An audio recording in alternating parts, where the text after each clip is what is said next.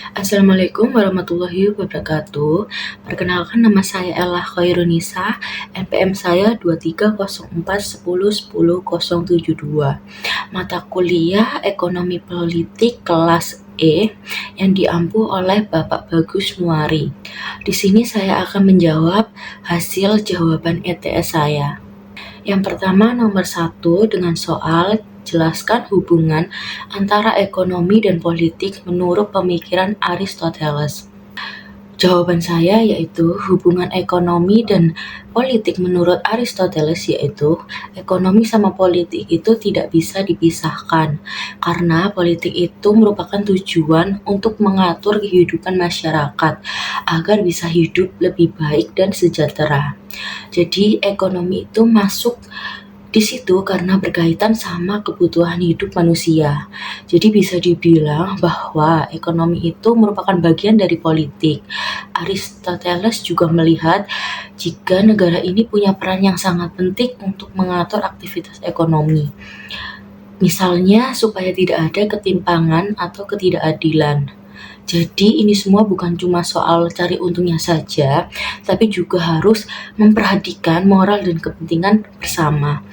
Intinya kegiatan ekonomi ini harus tetap diarahkan sama kebijakan politik, supaya hasilnya nanti bisa dinikmati semua orang, bukan cuma kelompok tertentu. Selanjutnya nomor 2 dengan soal analisis perbedaan mendasar antara sistem ekonomi merkantilisme dan liberalisme klasik, terutama dalam hal peran negara dalam perekonomiannya. Selanjutnya jawaban saya yaitu perbedaan merkantilisme dan liberalisme klasik ini itu merupakan sistem ekonomi yang dianggap kekayaan negara dapat diukur dari banyaknya emas atau cadangan kekayaan yang dimiliki. Maka dari itu, negara ikut campur dan seperti mengatur perdagangan di luar negeri, membatasi impor dan meningkatkan ekspor. Tujuannya supaya negara ini makin kuat secara ekonomi. Sedangkan liberalisme klasik ini beda jauh. Di sini negara justru dibatasi perannya, tokohnya seperti Adam Smith. Percaya kalau pasar ini bisa jalan sendiri tanpa banyak campur tangan pemerintah. Individu bebas buat usaha, bersaing dan menentukan harga lewat mekanisme pasar.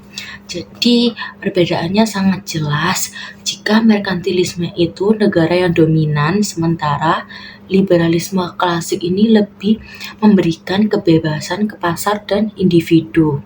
Selanjutnya nomor 3 dengan soal jelaskan konsep invisible hand menurut Adam Smith dan bagaimana konsep tersebut mempengaruhi kebijakan publik dalam sistem ekonomi modern. Jawaban saya yaitu konsep invisible hand ini menurut Adam Smith bahwa konsep itu yang menjelaskan bahwa pasar bisa mengatur dirinya sendiri. Jadi, walaupun tiap orang mempunyai tujuan pribadi, misalnya mencari keuntungan, tapi tanpa disadari, itu malah membantu perekonomian secara keseluruhan. Contohnya, pedagang jual barang karena mau untung, tetapi dari situ masyarakat jadi dapat barang yang dibutuhkan. Jadi seperti ada tangan yang tak terlihat yang mengatur semuanya biar tetap seimbang. Dalam kebijakan publik itu, konsep ini membuat pemerintah tidak terlalu banyak ikut campur dalam ekonomi. Tetapi tetap ada batasnya. Karena kalau dilepas sepenuhnya juga bisa muncul masalah seperti monopoli atau ketimpangan sosial. Selanjutnya nomor 4 dengan soal uraikan kritik Karl Marx terhadap sistem ekonomi klasik, khususnya terkait akumulasi kapital dan dampaknya terhadap ketimpangan sosial. Jawaban saya kritik Karl Marx terhadap ekonomi klasik yaitu sistem ekonominya klasik ini dianggap terlalu menguntungkan pemilik modalnya. Menurutnya dalam sistem kapitalis ini buruh itu dieksploitasi, mereka kerja keras tetapi hasilnya lebih banyak dinikmati sama pemilik modal. Marx juga mengatakan jika sistem ini bakal bikin kesenjangan sosial semakin besar. Yang kaya makin kaya, yang miskin tetap atau bahkan makin miskin. Ini semua karena keuntungan terus dikumpulkan oleh kelompok tertentu. Makanya Marx menawarkan konsep sosialisme di mana alat produksi yang dimiliki bersama supaya hasilnya bisa dibagi lebih adil. Jadi intinya kritik Marx ini fokus ke ketidakadilan dalam distribusi kekayaan. Yang terakhir nomor 5 dengan soal bandingkan pendekatan ekonomi liberal dan ekonomi sosialis dalam mengatasi masalah ketimpangan sosial. Menurut Anda, pendekatan mana yang lebih relevan diterapkan saat ini? Jawaban saya, perbandingan ekonomi liberal dan sosialis ini mendapatkan ekonomi liberal itu memberikan kebebasan besar ke individu.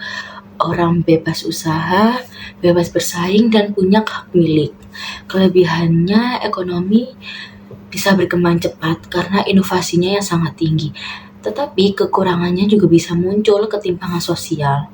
Sedangkan untuk ekonomi sosialis ini lebih menekankan pemerataan negara karena ikut campur untuk mengatur distribusi kekayaan supaya lebih adil. Tetapi sistem ini juga membuat orang kurang termotivasi dan ekonomi jadi kurang efisien. Jadi menurut saya yang paling cocok sekarang itu sistem campuran. Jadi ada kebebasan pasar, tetapi tetap ada peran negara untuk mengatur supaya tidak terjadi ketimpangan.